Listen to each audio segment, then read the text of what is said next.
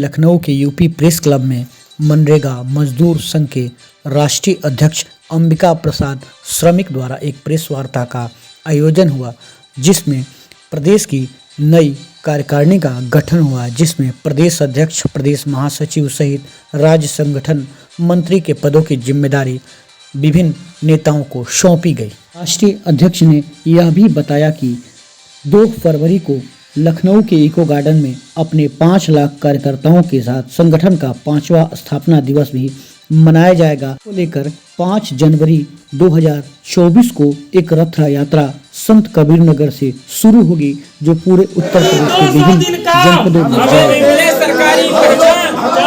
सरकारी 200 दिन का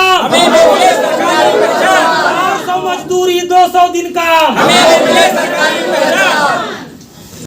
अखिल भारत अखिल भारत अखिल भारत तथा संजय राव जी जो महाराजगंज के जिलाध्यक्ष हैं।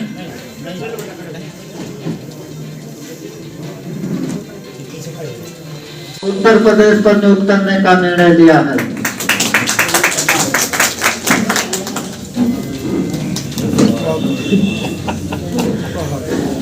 बहुत बहुत धन्यवाद राष्ट्रीय अध्यक्ष जी को।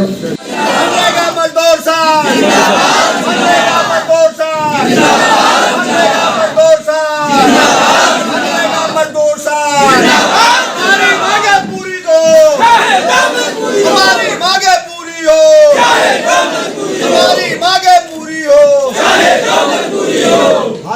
आज मनरेगा मजदूर संघ के बैनर तले किस तरह का आयोजन आपके द्वारा किया जा रहा है?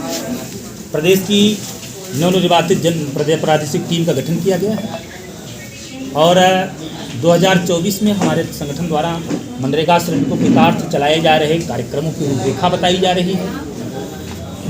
जैसे 5 जनवरी से 1 फरवरी तक रथ यात्रा कार्यक्रम बढ़ू संगठन, जिसका उद्देश्य है कि उत्तर प्रदेश के 3 करोड़ मनरेगा श्रमिकों तक ये बात पहुंचाई जाए कि मनरेगा में आपके अधिकार क्या हैं और आपका शोषण कहाँ किया जा रहा है, और आपका अपने संगठन में जुड़ करके मजबूती से अपनी बात रखने से क्या बदलाव आ जाते हैं। 2 फरवरी को संगठन की स्थापना हुई थी 2018 में, तो हम 2 फरवरी को अब की बार स्थापना दिवस लखनऊ इको गार्डन में 5 लाख कार्यकर्ताओं के साथ मनाने आ रहे हैं।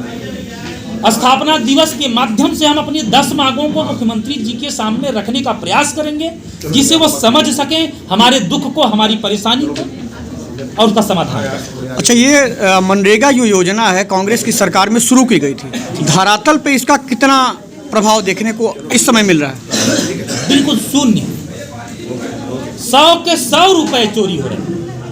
वर्तमान में इसको हम हाथी का दांत भी नहीं कह सकते। तो सरकार ये दावा कर रही है कि किसी भी तरह का भ्रष्टाचार सरकार में बर्दाश्त नहीं किया जाएगा। वास्तव में मनरेगा को लेकर के सरकारों की कोई गलती नहीं है। ये जितने अधिकारी हैं ये गजब का जादूगरी फैलाए हुए हैं।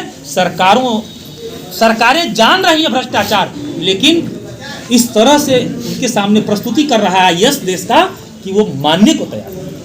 तो अंबिका जी, आप इस संगठन को चला रहे हैं, तो श्रमिकों की कितनी बड़ी भागीदारी इसमें है? वर्तमान में उत्तर प्रदेश में 10 लाख सक्रिय मनरेगा श्रमिक काम कर रहे हैं। अपने शेष 2 करोड़ मनरेगा श्रमिकों को उनके अधिकार बताने में 7,000 पदाधिकारी, संगठन ने जिनका परिचय पत्र जारी किया हुआ पदाधिकारी के रूप में, ऐसे 7,000 पदाधिकारी यूपी में काम कर रहे हैं। सरकार से क्या मांग है आपकी? सरकार से हमारी वही मांगे हैं जो 18 साल पहले अधिनियम ने हमें दिया है, परंतु मिला नहीं। अधिनियम में हमें मिला है, दिया गया है, परंतु मिला नहीं है। जैसे हमारे ग्रामीण बेरोजगार को रोजगार सेवक, ग्राम प्रधान, लेबर डिमांड समय से लेके पावती रसीद दे, 15 दिन में रोजगार दे, न मिला तो जैसे नियम कहता है 100 दिन का भत्ता दे, वो मिले। जॉब कार्ड हमारा नवीनीकरण होता रहे, कार्यस्थल पर स्वच्छ जल, स्वास्थ्य की छाया की व्यवस्था, शिशु सदन की व्यवस्था ये होती रहे।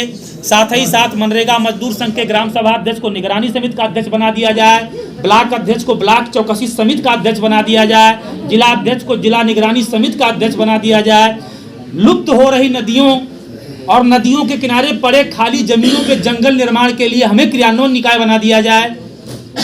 महिला मेटों को ग्राम सभा निगरानी समिति के जवाबदेह बनाया जाए, उन्हें नियमित किया जाए। 20 श्रमिकों की बाध्यता समाप्त की जाए। तो इन सारी मांगों पे सरकार से तो पहले भी आपकी वार्ता हुई होगी। 27 जुलाई को हम पूरे प्रदेश में जिला अधिकारी के यहाँ 8,000 से 10,000 की संख्या में इकट्ठा होकर के अधिकार सत्याग्रह आंदोलन के माध्यम से ये मांगे हमने मुख्यमंत्री जी के सामने रखी हैं। फिर 10 नवंबर को पत्र के माध्यम से कालिदास मार्ग 5 मुख्यमंत्री आवास के नाम से 30,000 पत्र भेज करके हमने अपनी ये भी मांगे रखी हैं। फिर मैंने अपने लेटर पैड पे उनको रजिस्ट्री किया है कि 8 सदस्यीय समिति हमारी है, आप मिल लें। जनता दरबार में उनको हाथों हाथ पत्र दिया है कि हमसे मिल लें। उनके मुख्य सचिव दुर्गा प्रसाद मिश्र जी से को भी पत्र देकर अनुरोध किया गया कि मुख्यमंत्री जी का टाइम दिलाएं। और फिर 2 फरवरी को 5 लाख कार्यकर्ताओं के साथ हम इको गार्डन में यह बताने आ रहे हैं कि आदरणीय मुख्यमंत्री जी, हमारी समस्या बड़ी है, इसको आप सुने। नई कार्यकारिणी को क्या शुभकामना दे चाहेंगे? नई कार्यकारिणी को शुभकामना देना यही चाहेंगे कि भारत के सबसे बड़े प्रदेश जनसंख्या के आधार पर उत्तर प्रदेश और मनरेगा श्रमिकों की संख्या के आधार पर उत्तर प्रदेश, पूरे भारत में 19 करोड़ 75 लाख मनरेगा श्रमिक, उत्तर प्रदेश में 3 करोड़ की संख्या है। उनका प्रदेश अध्यक्ष बनाए गए हैं। हमारी आशाओं पे, संगठन की आशाओं पे खरे उतरें और हर एक मनरेगा श्रमिक के अंदर मनरेगा अधिनियम के प्रति जागरूकता पैदा करें। आपको एक जिम्मेदारी दी गई है, मनरेगा मजदूर संघ के आप प्रदेश अध्यक्ष बने हैं। जी। किस तरह का इसका निर्वहन करेंगे और क्या चुनौतियाँ हैं? देखिए, हम कोई नेता तो है नहीं, हम समाज के दबे कुचले सामान्य परिवार के लोगों में से हम भी आते हैं। और आदरणीय राष्ट्रीय अध्यक्ष जी ने इतने बड़े प्रदेश का जिम्मेदारी दे करके बहुत बड़ा एक प्रकार से श्रमिकों को जागरूक और उनके अधिकारों को दिलाने के लिए जो हम पर विश्वास किए हैं, मैं निश्चित तौर पर संगठन तथा आदरणीय राष्ट्रीय अध्यक्ष जी के विश्वास पर पूरा खरा उतरने का प्रयास करूंगा। जो पिछले 18 वर्षों से मनरेगा श्रमिकों के साथ हो रहे अन्याय को पूरी तरीके से दबाने का प्रयास करूंगा, उनके अधिकारों को दिलाने का प्रयास करूंगा। जो मनरेगा एक्ट में दिया गया है, उनको अधिकार प्राप्त हैं, परंतु केवल कागजों में चल रही हैं, धरातल पर नहीं दिखाई दे रहे हैं। उनको अधिकारों को दिलाने के लिए पूरी दिन और रात एक करके दे दूंगा। और साथ ही साथ आज की इस महंगाई में जो 230 रुपया न्यूनतम मजदूरी पर कार्य करने पे वो मजबूर हैं, मैं 2024 में ही उनके लिए 400 रुपया मजदूरी कराने का पूरा प्रयास करूंगा तथा 200 दिनों का काम करवाने का पूरा प्रयास करूंगा।